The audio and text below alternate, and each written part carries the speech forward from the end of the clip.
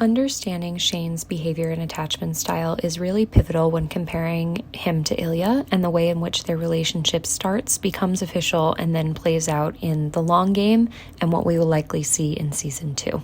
Shane, to me, has disorganized or fearful avoidant attachment, where he leans more anxious because of Ilya's dismissive avoidance. Fearful avoidant attachment is an insecure attachment style marked by one core contradiction, which is a deep longing for closeness with an equal fear of it.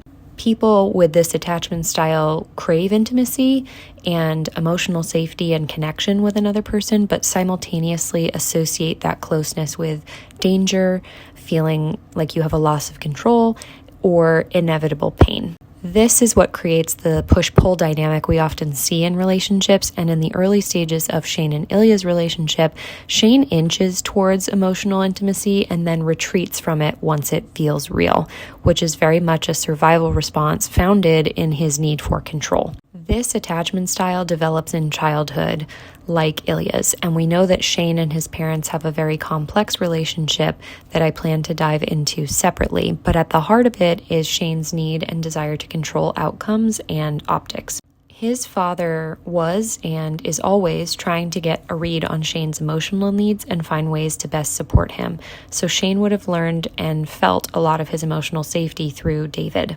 Yuna's affection manifests in different ways and shapes a lot of Shane's personality because she is an attentive, devoted parent who genuinely wants the best for her son, but she attempts to create safety by anticipating outcomes and managing optics and controlling as many variables in Shane's life as possible.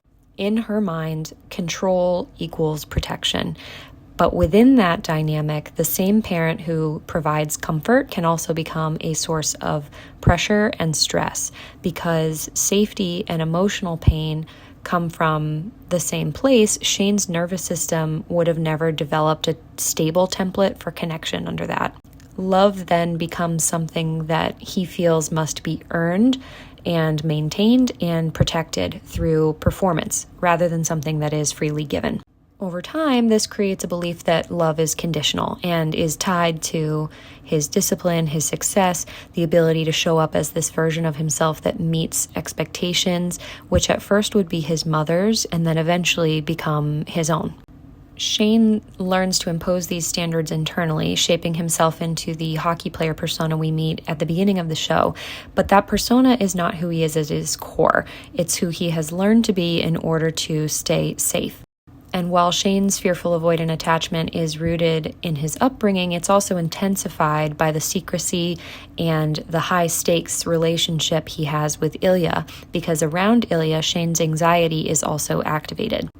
Ilya activates and awakens Shane's deep longing for connection because Shane is portrayed as having very few close relationships outside of his parents, and Ilya is the first person Shane actively chooses to bring into his inner world, which is a choice that makes their bond feel exhilarating to him but also terrifying. Shane as an individual is more shy and unsure and cautious, and the role he slipped into interviews and the advertisements we see him acting out within are like a personality he slips into and takes off as needed. He is acting in many areas of his life long before his sexuality is added to the equation, which is why a comment like, "I don't want you to lie, that's not who you are," from Yuna would be so devastating and hurtful, because much of Shane's outward identity is a construction that she helped build.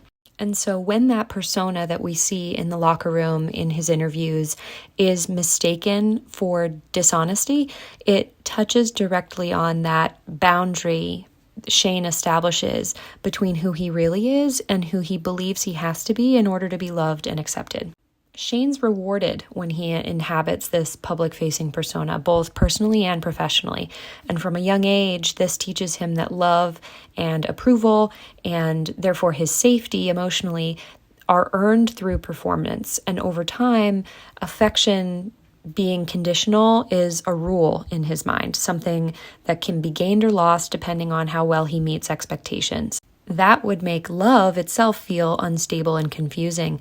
His mother's emotional state would have been deeply tied to Shane's successes and failures, which reinforces the idea that his choices don't just affect him, they affect his family, but especially Una. And in his hockey career, his choices and performance affect the team and the city of Montreal. So the pressure to avoid missteps becomes constant. Given that framework, it's not surprising that Shane is drawn to a form of love that feels similarly unstable. He falls for someone whose attention initially feels confusing and unsafe and in many ways conditional, someone he believes he has to work for, and Ilya presents himself as this unattainable, off-limits, impossible person, which is a part of the appeal. And he is also someone who is far more experienced than Shane, which adds to that appeal. Shane has spent his entire life following rules designed to protect him, and when he finally breaks one, it's intoxicating. It feels good, and it becomes addicting. In reality, once Ilya lowers his guard and becomes a true partner, his love more closely mirrors David's, and Ilya becomes a very steady, accepting, and emotionally attuned person who is present to Shane's needs. But Shane isn't initially drawn to that safety because Ilya does not present that safety until he also feels safe. Shane is initially drawn to the challenge and the feeling of affection and being known by someone for the first time as himself in this unique pressure cooker situation that only he and Ilya experience together, which is their hockey careers and their rivalry. Ilya's unavailability is familiar to Shane. That would be an emotional landscape he would know how to navigate, even though it hurts him. Having grown up with a parent whose moods could shift based on his performance, Shane would be hyper attuned to behavioral changes. So any small shift in Ilya's tone or reactions trigger Shane's fear of loss and abandonment. And we see this clearly in examples like their first hookup, when Shane seeks reassurance that Ilya won't tell anyone, or on the rooftop here, where Ilya's apparent lack of worry and his ease and confidence doesn't calm Shane, it actually destabilizes him. The absence of visible anxiety in Ilya leaves Shane alone in his own, so it heightens the imbalance and exposes just how fragile safety feels for him when he's with Ilya. That's why it would be so important for Shane to learn and read the patterns between him and Ilya over the course of their relationship, because their dynamic eventually develops a rhythm with a very predictable pattern of moments of closeness and then distance, and that would give Shane a sense of control over something that is by nature uncontrollable. And so he studies Ilya closely, learns when to lean in and when to expect withdrawal, and that predictability is the only thing that provides Shane a sense of safety within their relationship. Because of that, any deviation from the pattern feels deeply destabilizing and like the ground is shifting beneath him. That's why a scene like the tuna melt scene is so revealing, because the thing that Shane has wanted internally, which is to stay together for the night, is known as off limits to him, but then suddenly offered outright. And it's outside of the rules he has learned to rely upon in order to feel safe. He isn't the one controlling the terms or the timing, and that loss of control makes the moment feel incredibly dangerous, because to Shane, love being conditional would make him feel as though Ilya wanting him to stay is part of an ulterior motive. So even when it feels right, Shane has learned that it is dangerous to indulge in what he wants and not what is objectively right. To give in to this would relinquish his perceived control. The person Shane wants most has the greatest capacity to hurt him, and the closer he gets to what he wants, the more his instincts would tell him, this is dangerous, you need to retreat. Because loving Ilya would mean needing someone without being able to control the outcome, both within the relationship, but also within their careers and the hockey world. Shane's neurodivergence adds another level of complexity to how he experiences and regulates emotions, and processing feelings and navigating unpredictability already require more effort for him. So when that is paired with a fearful avoidant attachment style, those challenges intensify. And love by nature is inherently unpredictable. So for Shane, that unpredictability feels very threatening and dysregulating. Because of this, Shane often can't fully understand how he feels in the moment. He only gains clarity after he's created distance. And so withdrawing gives his nervous system time to settle and his thoughts time to organize themselves. And this withdrawal aligns with Ilya's avoidant attachment patterns, which helps explain why years pass before they're both able to confront their own feelings and act on them. Fearful avoidant attachment styles also have difficulty trusting a partner's intentions, and so rejection and betrayal are often assumed to be inevitabilities, which means that even a neutral or genuinely affectionate behavior on Ilya's part would be misread as potentially dismissive or cruel.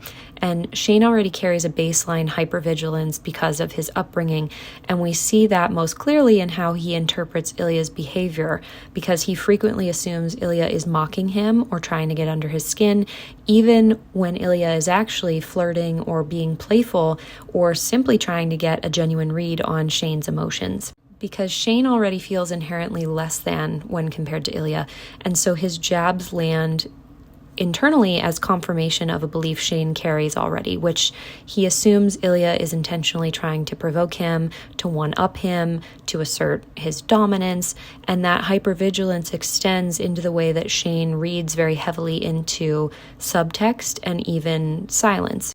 So Ilya's unanswered texts or delayed responses would trigger anxiety within him.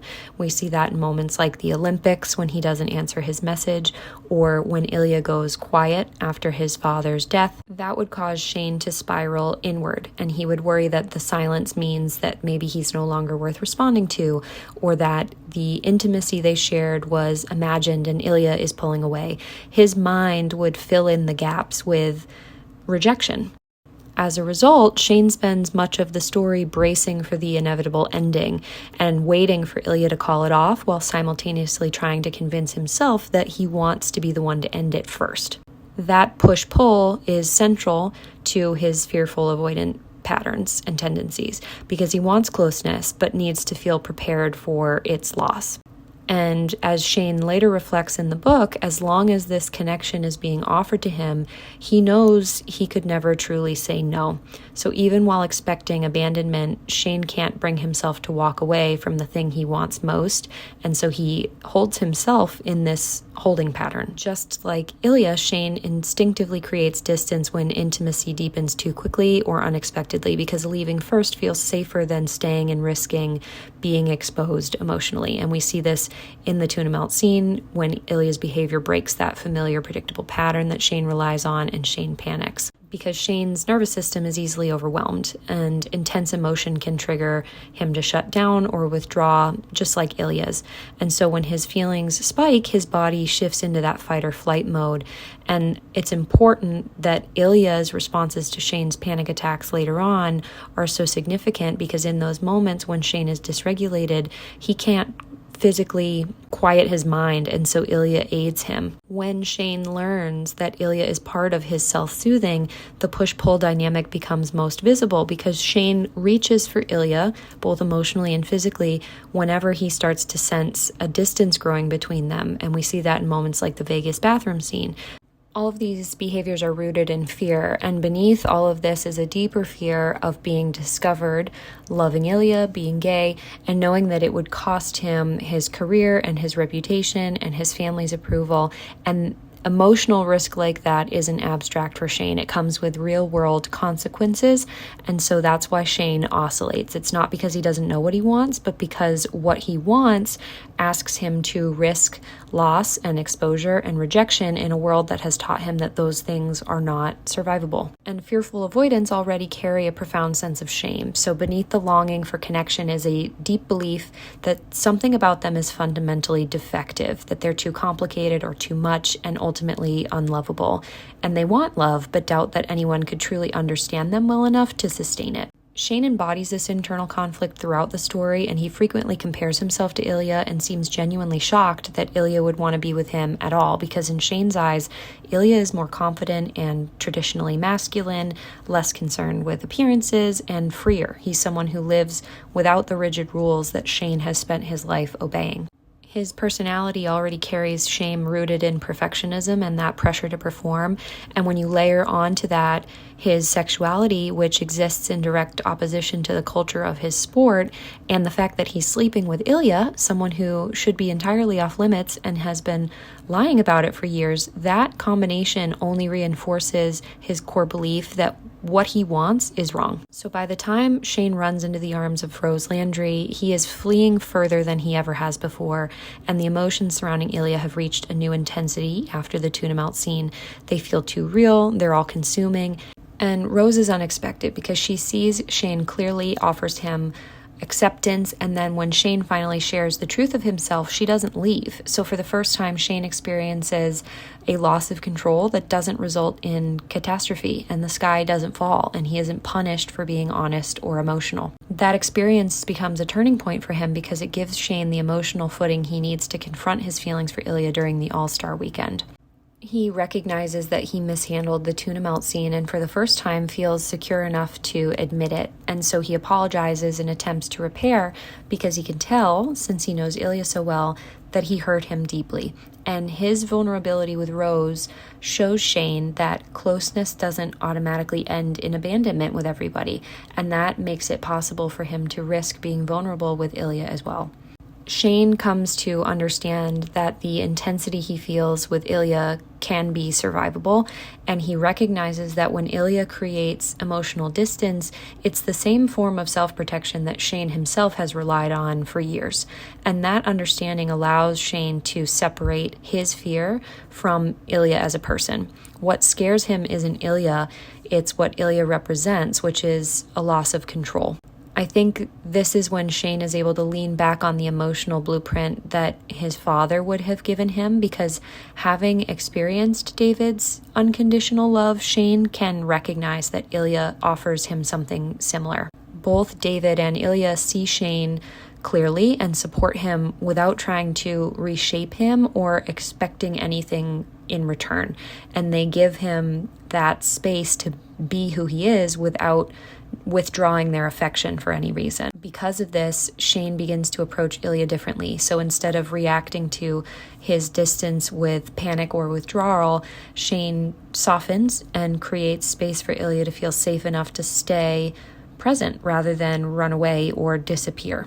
The All-Star Hotel scene marks a really crucial turning point for both of them because it's the first time Shane explicitly invites Ilya into vulnerability alongside him, and rather than controlling the outcome of the moment and trying to retreat, Shane asks Ilya to lean in and see what happens when neither of them runs away. And that is when Ilya cries. For a fearful avoidant, choosing the possibility of love over the safety that distance can provide is a huge first step in Shane becoming more secure. And both of them can only take that step together and because of one another.